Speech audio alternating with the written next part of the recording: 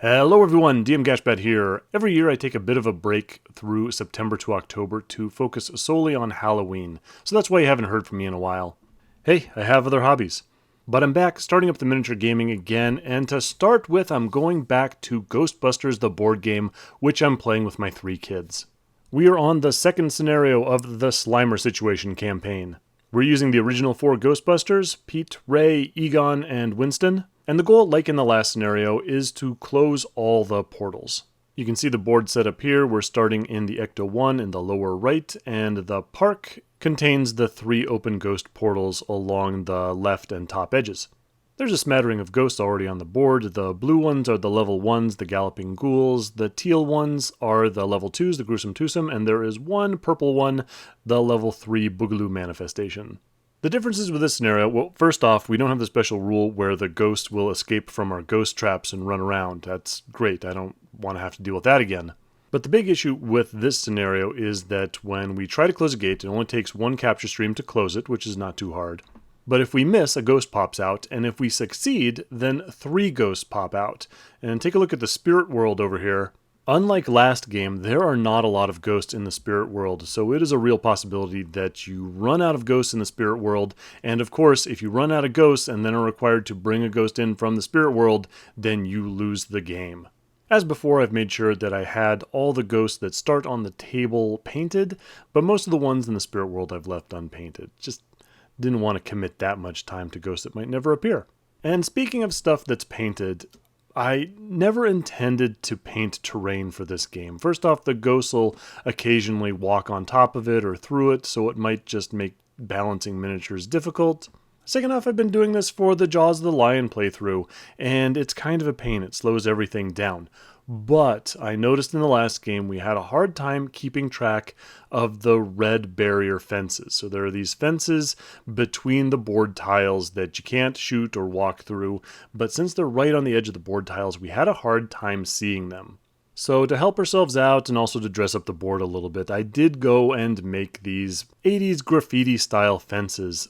So yeah, now I've started doing terrain for this game. Let's see if I can keep it restricted to just the fences, or if I start making pieces for all the bits of terrain on the board.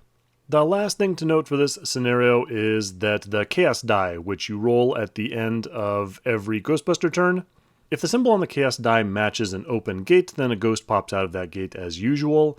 If it rolls a closed gate, then you replace one of the ghosts in the spirit world with a ghost that's 1 level higher. So not only do lots of ghosts pop out in the process of this game when you close the gates, but also they get stronger and stronger. So that's about it. I see no reason not to jump right into it. We roll randomly to see who goes first, and this time it's going to be Ray Stans. Ray Stans had a great game last scenario. He's already up to level 3, which means that unlike the rest of the Ghostbusters, he has 3 actions instead of 2. Since we all start in the Ecto-1, his first action is to drive up to the center of the table and then use a maneuver to get out. Maneuvers, you can do 1 maneuver once per your activation. They don't count as actions, they're just little things like getting in and out of the Ecto or transferring ghosts to another Ghostbuster. Anyway, for Stan's second actual action, he takes aim at the Galloping Ghoul, the level 1 ghost that's hanging out in the center of the table, kind of blocking our way into the park, and he shoots it and hits, so he traps the ghost, gets himself another XP, and then uses his final action to immediately deposit into the Ecto-1, and it goes back into the spirit world. So that means I'm next. I'm playing Pete Venkman again, and he's kind of lagging behind everyone in XP, so I use a maneuver to hop out of the Ecto. I take aim at another Galloping Ghoul that's kind of lurking to the left of that closed gate over there. I shoot at it, and I hit it. That's an XP for Venkman, which helps because, again, I'm only level 2, and so I only get 2 actions. For my final action, I'm going to move off to the left. Yeah, I could have deposited the ghost, but I kind of have it in my mind that I'd like to transfer any ghosts I catch to Winston so that he can deposit them. First off, because he doesn't have to spend an action to do it. Second, because he gets XP for depositing 3 levels of ghosts. Next we have Egon. Egon's special rule is that once per round he can re-roll one of his combat dice, so he's kind of our shooter of the group. He hops out and takes aim at the Gruesome Twosome over on the right. The Gruesome Twosomes are a little bit more difficult. They take 2 capture streams to capture, and they need a 4+ to hit as opposed to a 3+. Anyway, his first attempt misses. He gets to re-roll, and he ends up rolling a 1. So obviously he doesn't put a capture stream on the ghost, but if he ends up with a roll of a 1 on his to hit rolls, he does get an XP for it, so, consolation prize. In response, the gruesome twosome stumbles towards Egon. When missed, the gruesome twosomes move 1 square towards the Ghostbuster that shot at them and then move 1 random square. The Ghostbusters can see 3 squares, so Egon started a ways away from this gruesome twosome, so he's going to take another shot since it didn't make contact with him yet. And again, he misses. So now the gruesome twosome moves towards Egon, gets right next to him, and the random move sends him straight through Egon and then through Ray as well, sliming them both. When you've got a slime counter, you're down 1 action. Rounding out the turn is Winston Zedmore. Winston Zedmore is still in the Ecto-1, so he drives off to the left. He is focused on completing the mission. He wants to close these gates. So he drives over to the opening to the park, gets out using a maneuver, and then walks 2 squares over to the gate in the upper left. With the end of the Ghostbuster turn, we roll the Chaos die and we roll a closed gate. So one of the Galloping Ghouls is exchanged for a gruesome twosome in the spirit world, and we move on. We're back to stands. Now, Ray is currently slimed, meaning he only has 2 actions, but his special ability is that once per turn, he can, as a free action, so it doesn't count as an action or a maneuver, remove a slime from himself, which he does, so now he's backed up to his 3 actions. He then decides to help out Egon by removing a slime from him. A Ghostbuster can remove a slime from an adjacent Ghostbuster as an action, and when Ray does it, he gets an XP. For his second action, he rather inadvisedly goes and shoots at the gruesome twosome immediately to his left. He misses, but even if he would have hit, the ghost would have still stumbled through both of those guys. He goes straight through Ray, straight through Egon, slimes them both, and then moves 1 more random square and ends up above there. So now Ray is slimed, he's down in action, he's already used 2, so his turn is over.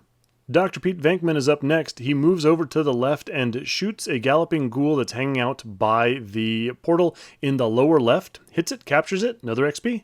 Egon's turn, and he's a little trigger happy, doesn't learn from the mistake that Ray made, and again shoots that gruesome twosome right next to him.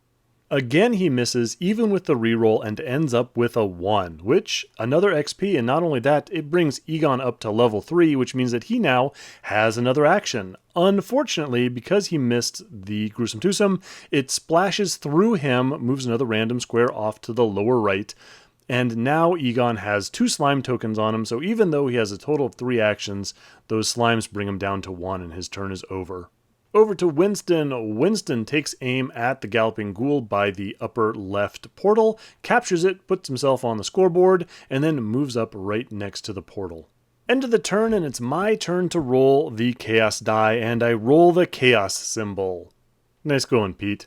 When the Chaos symbol is rolled, it means all the ghosts in line of sight make an action as though they were missed by the closest Ghostbusters proton stream.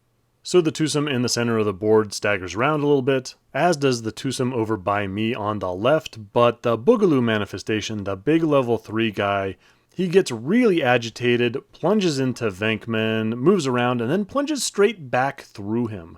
So Pete gets slimed twice through that. Normally Venkman would get an XP when he gets slimed, but it has to be during his turn, so this doesn't count. On to round 3 and back to Ray. Ray removes a slime from himself for free, then spends the next 2 actions cleaning slime off of Egon, getting himself 2 XP in the process. So now everything's great. Both those Ghostbusters in the center of the table are back up to full actions, so he's going to take another shot at this gruesome twosome that's been causing them so many problems, and he misses again! The twosome rumbles up towards Ray, and then his random move brings him straight through Egon again.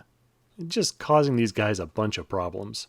Venkman currently has 2 slime counters, so he has 0 actions, so all he can do is spend his entire turn cleaning off 1 slime token. Egon is absolutely bound and determined to get this gruesome twosome, takes another shot at him. This time he hits, which is good, but it does move straight through him again, giving Egon 2 slime tokens, so that means his turn is over.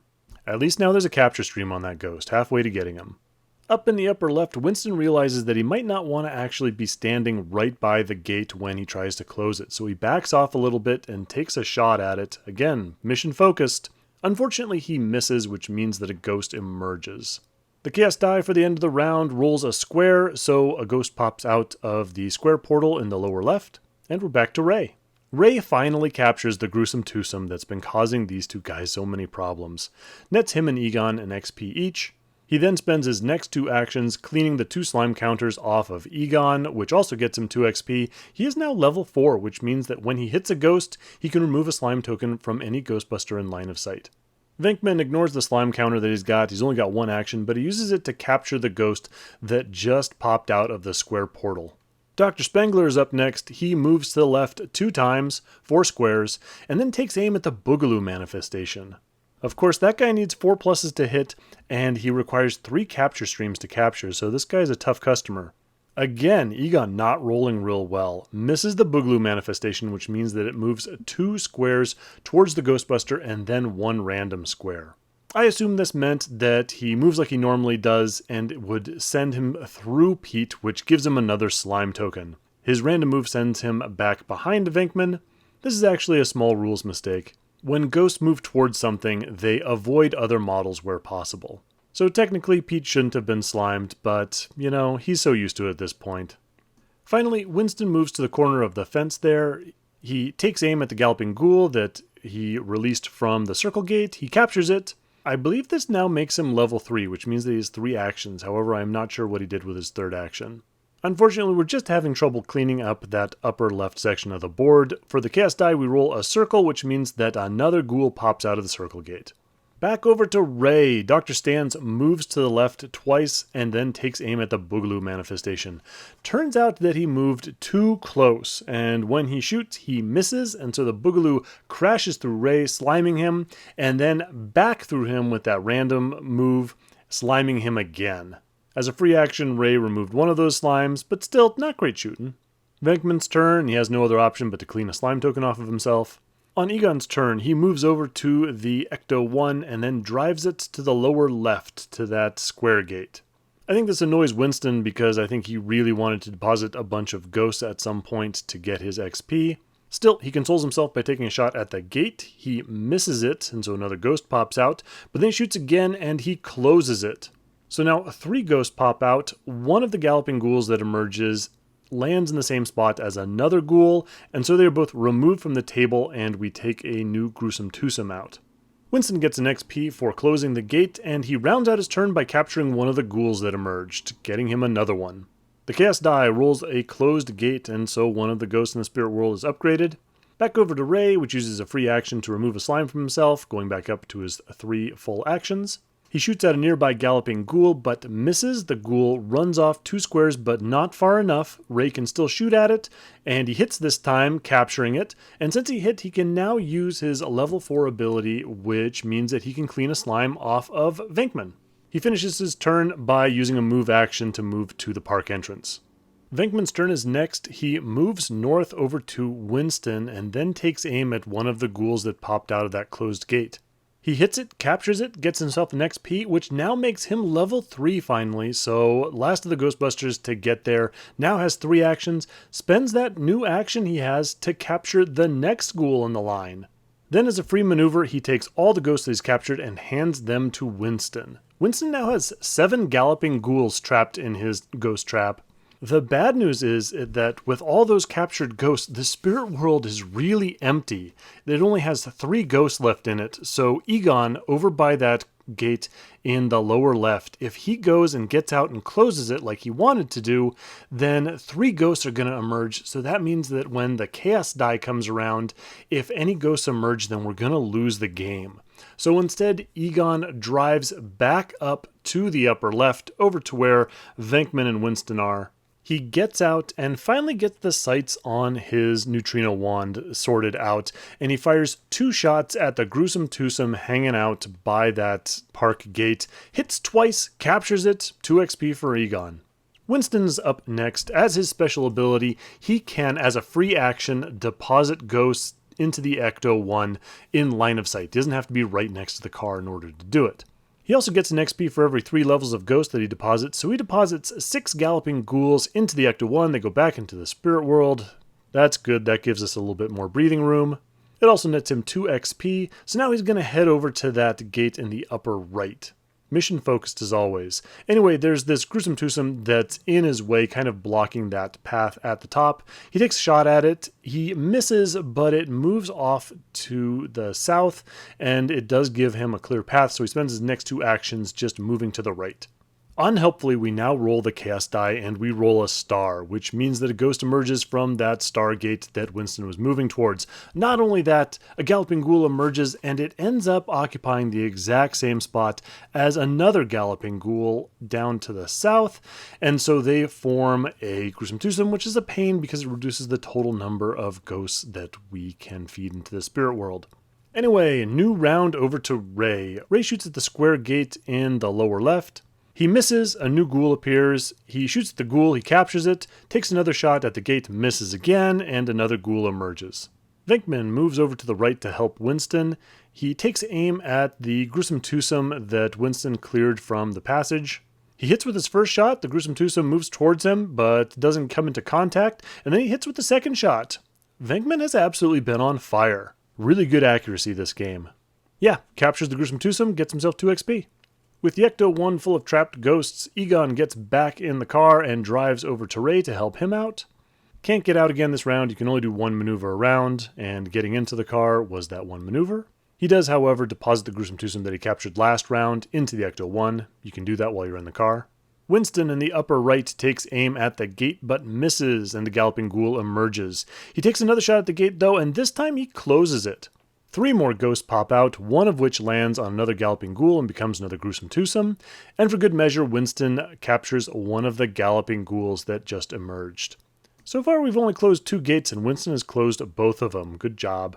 The Chaos Die just has a ghost upgraded in the spirit world, so we're back over to the top of the order with Ray.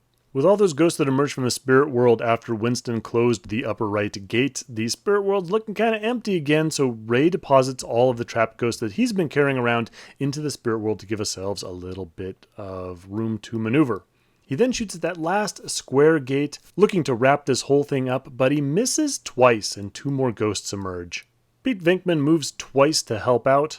He can either deposit the ghost that he's carrying or take a shot at a galloping ghoul. Since shooting at the galloping ghoul might get him some XP, he does that. Unfortunately, he misses.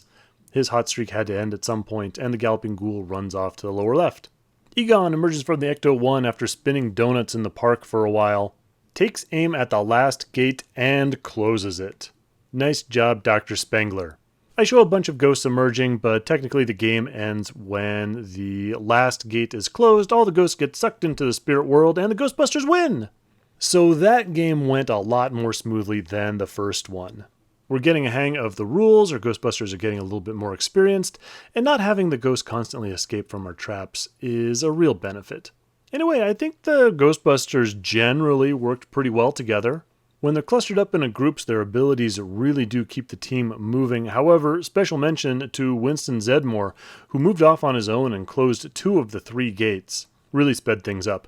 So all the Ghostbusters are now at level 3 except for Ray Stans, who is at level 4.